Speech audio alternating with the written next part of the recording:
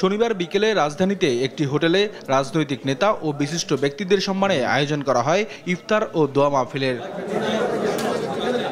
এ সময় বিভিন্ন রাজনৈতিক দলের নেতারা বলেন, অন্তর্বর্তী সরকার নির্বাচনের দিকে যাত্রা শুরু করলেও তা নস্যাৎ করতে বিদেশি এজেন্টরা ষড়যন্ত্র করছে।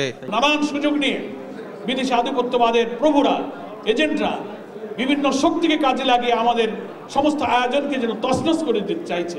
খুবই স্পষ্ট বলি, সরকার যখন মনে করছেন যে তাদেরকে রাজনীতিতে ব্যান করবেন না, তার মানে রাজনীতি করবার অনুমতি দেবেন, গ্যারান্টি আপনাদেরকেও দিতে হবে যে তারা এখানে অনুপ্রবিষ্ট হয়ে আমাদের গণতন্ত্রের বাগানটাই নষ্ট করে দেবেন না। ইফতার মাহফিলে ভার্চুয়ালি যুক্ত হয়ে বিএনপির ভারপ্রাপ্ত চেয়ারম্যান তারেক রহমান বলেন, নির্বাচন ও সংস্কার মুখোমুখি করে দেয়া হচ্ছে, সবাইকে ঐক্য ধরে রাখতে হবে। সংস্কার এবং নির্বাচন এটিকে মুখোমুখি করে দেওয়া হচ্ছে। মতভিন্নতা থাকবে, আমরা বসবো, আলোচনা করব।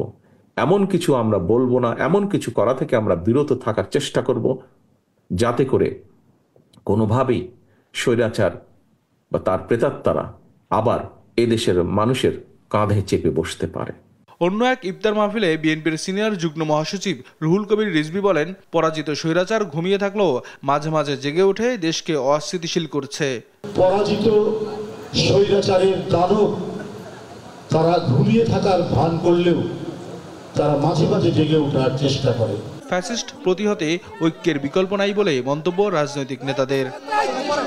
নিয়াজ মোরশেদ, দেশ টিভি, ঢাকা।